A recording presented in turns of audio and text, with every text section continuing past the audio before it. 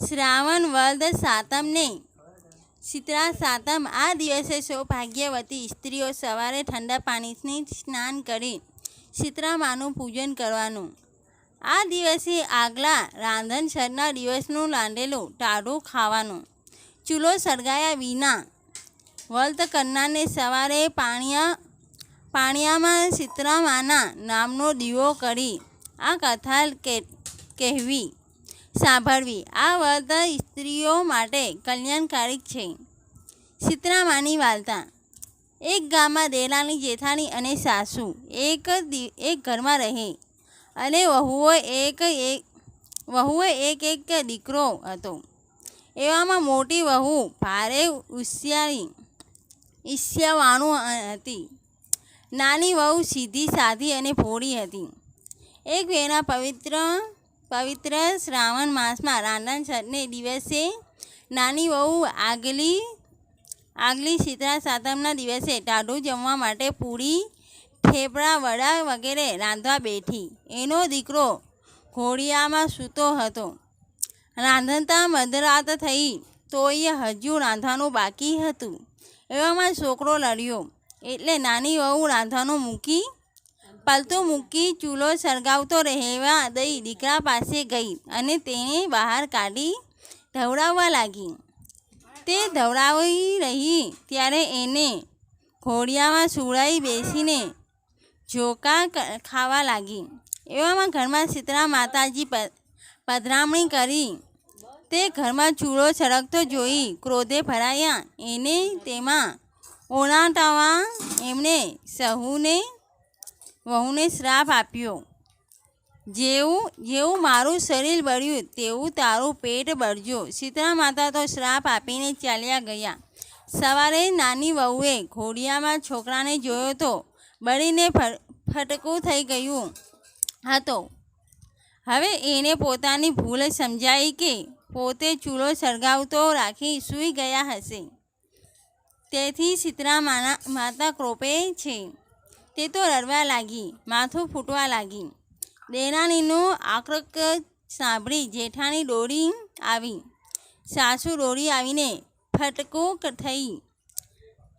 થઈ ગયેલા છોકરા જોઈ સમજી ગયા કે રાતના ચૂલો ટાઢ્યા વગર વહુ સૂઈ ગયા હશે. જેથી પર શીતળા માતા ક્રોપે ભરાયા હશે.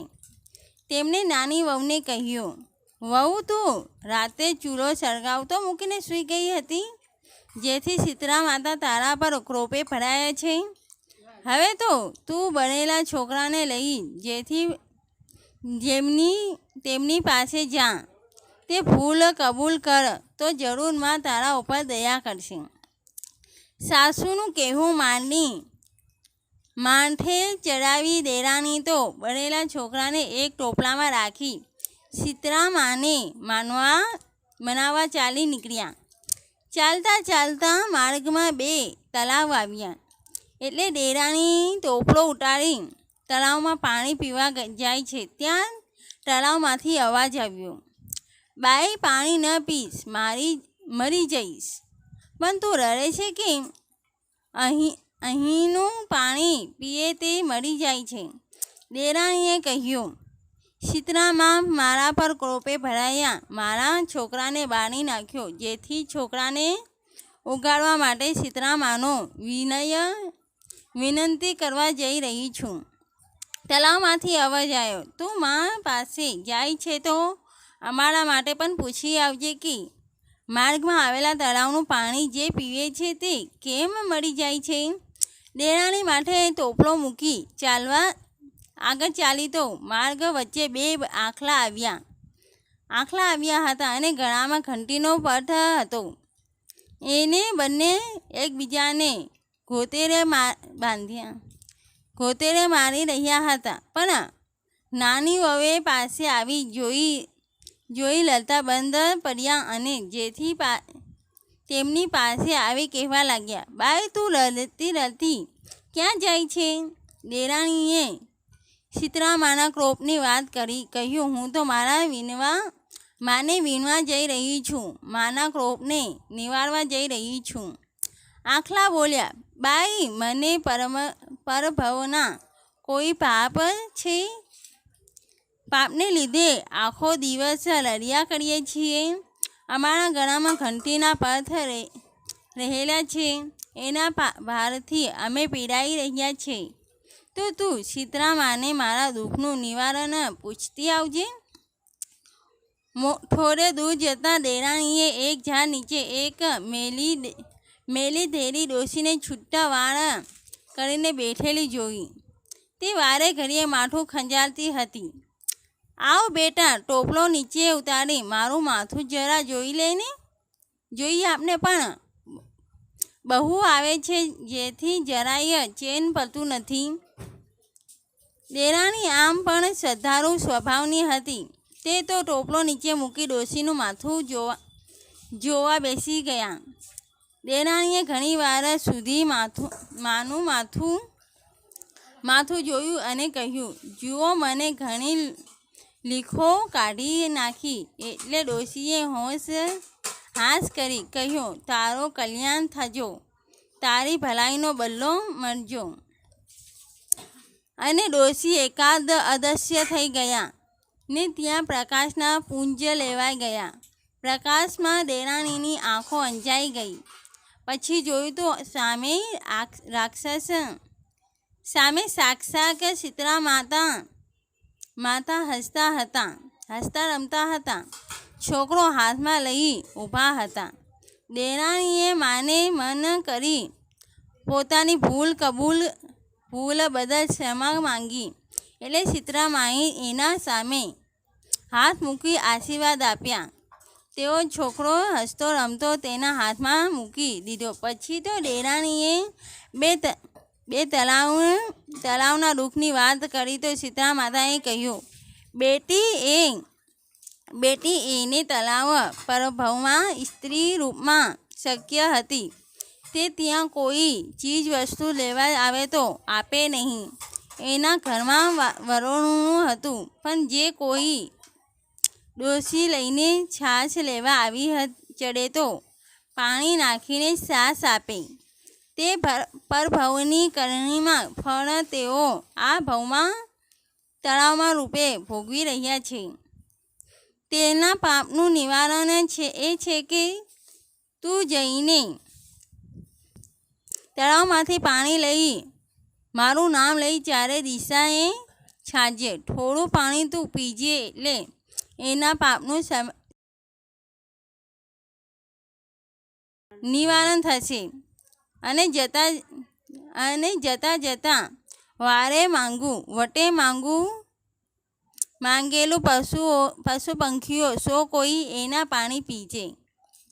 પછી એણે બે આખલાના દુઃખની વાત કરી તો સીતરામાએ જણાવ્યું, બેટી, એ આખલા પણ પરભવના સ્ત્રી રૂપે દેરાણી જેઠાણી તરીકે એક ઘરમાં રહેતા હતા.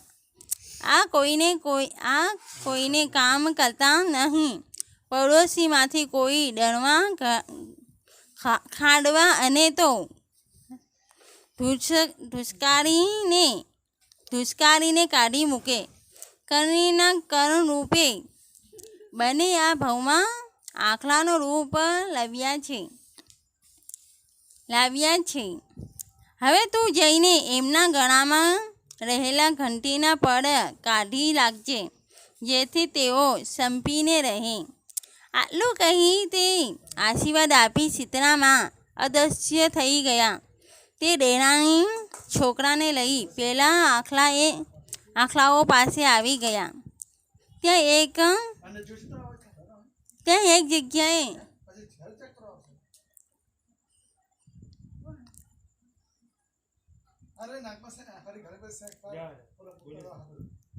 શું હતું?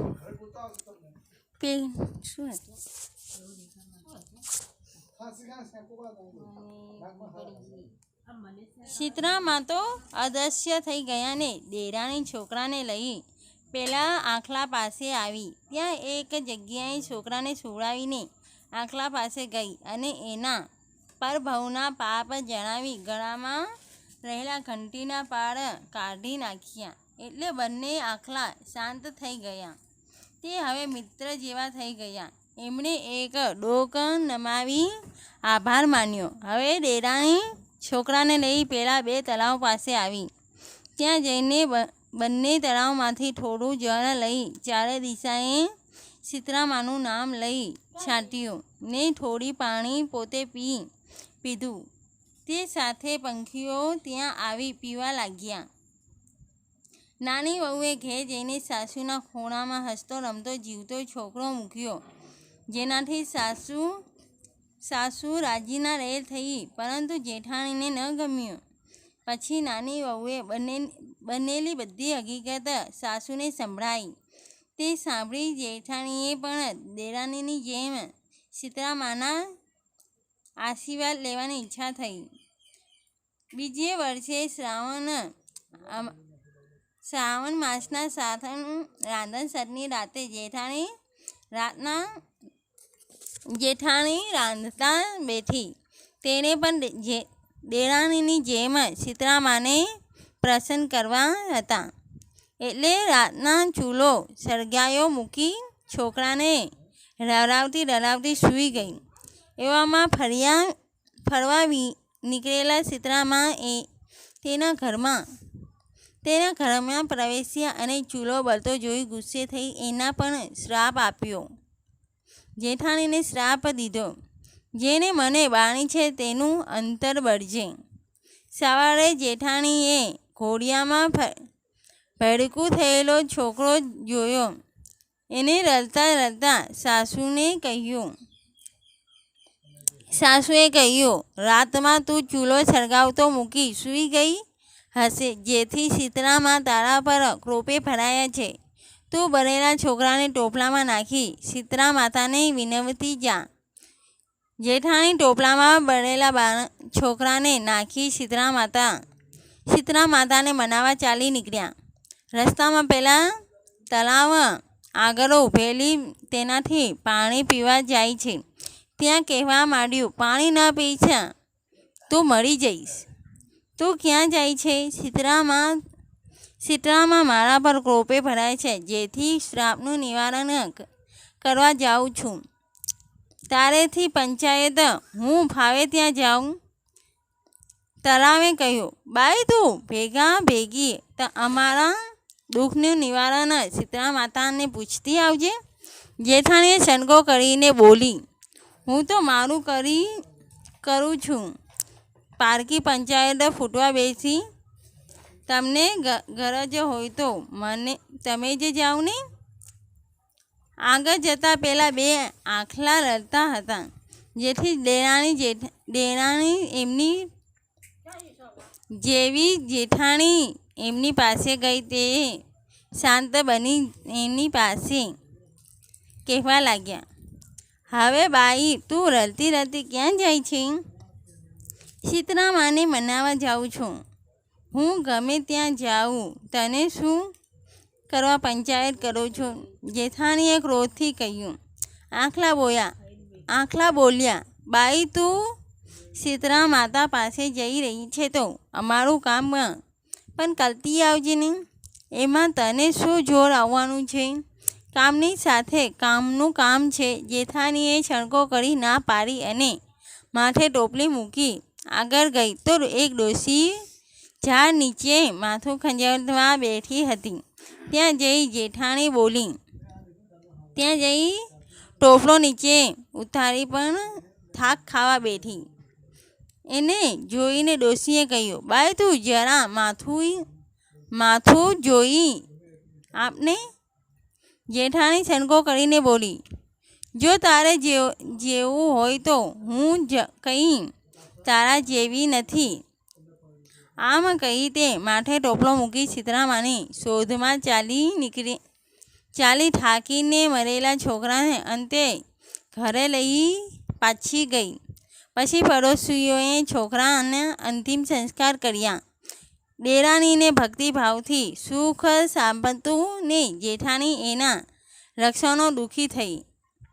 હે સીતરામા, દેરાણીને ફળ્યા એવા અમારી ભક્તિ કરનારને ફળજો ને ટાઢક આપજો. જય સીતરામા.